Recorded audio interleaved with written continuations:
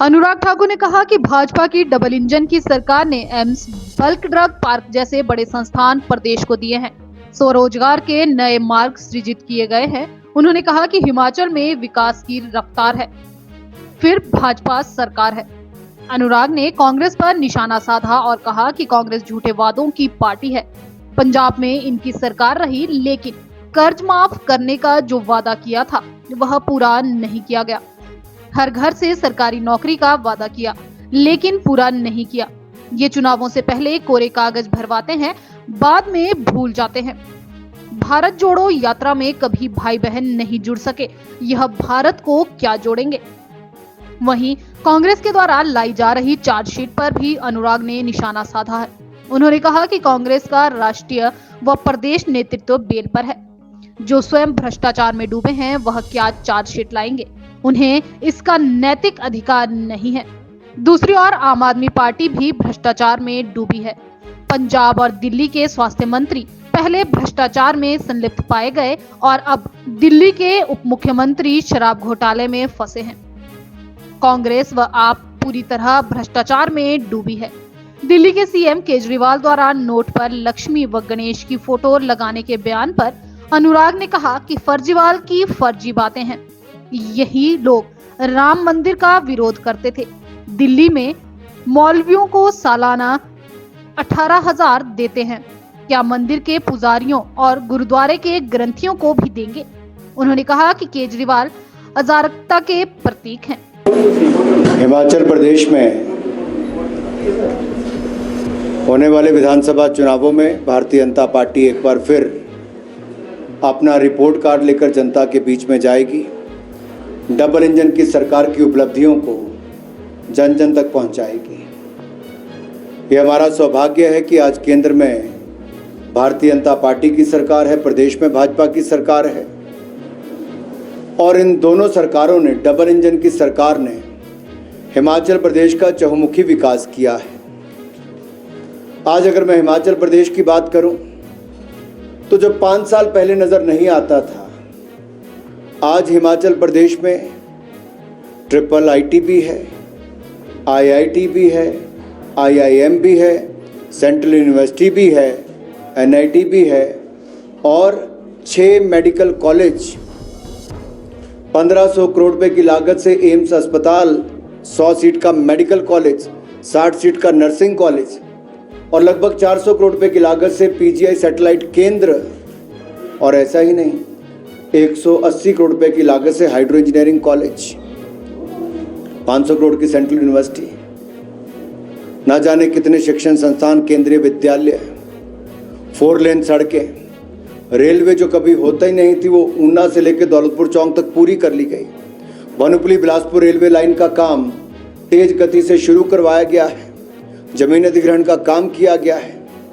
मैं तो ये कहूँगा, ये विकास की रफ्तार है, फिर भाजपा सरकार है।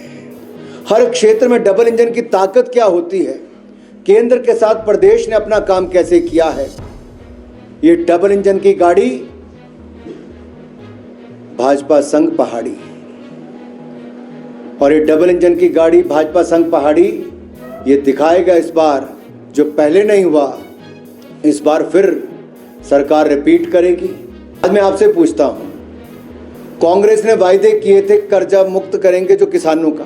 पंजाब में इनकी सरकार थी, 5 साल रही, नहीं कर पाए। राजस्थान में नहीं कर पाए, छत्तीसगढ़ में नहीं कर पाए। 5-5 साल सरकार के होने वाले हैं।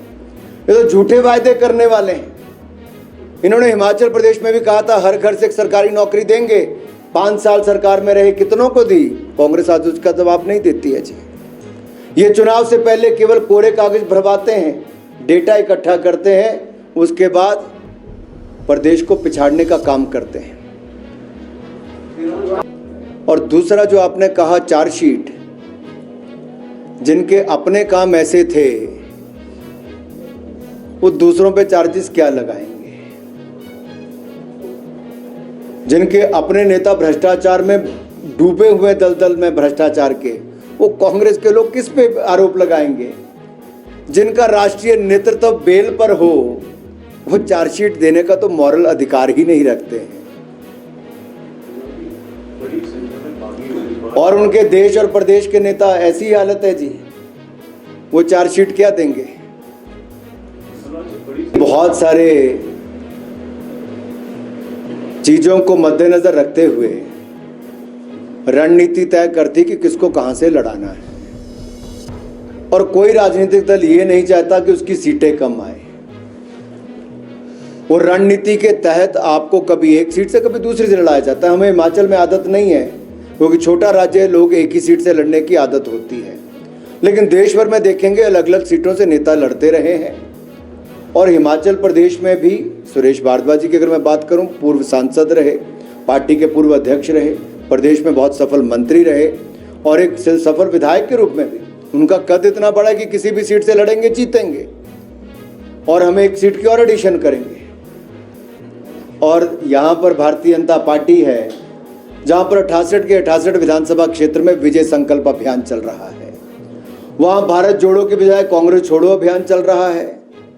भाई बहन को इतने दिनों में इकट्ठा नहीं देखा गया, यहाँ पार्टी के सारे नेता इकट्ठे मिलकर विजय संकल्प अभियान में चले हैं। यही अंतर है भाजपा में और कांग्रेस में। और जहाँ तक आप आम आदमी पार्टी के बारे में पूछ रहे, तो मैं यही कहूँगा, पड़ोसी पंजाब में जाकर देख लीजिए, 3 महीनों में 70 से ज़्यादा हत्याएं हो गई, गैंग वॉर शुरू हो गए, कानून व्यवस्था चरमरा गई।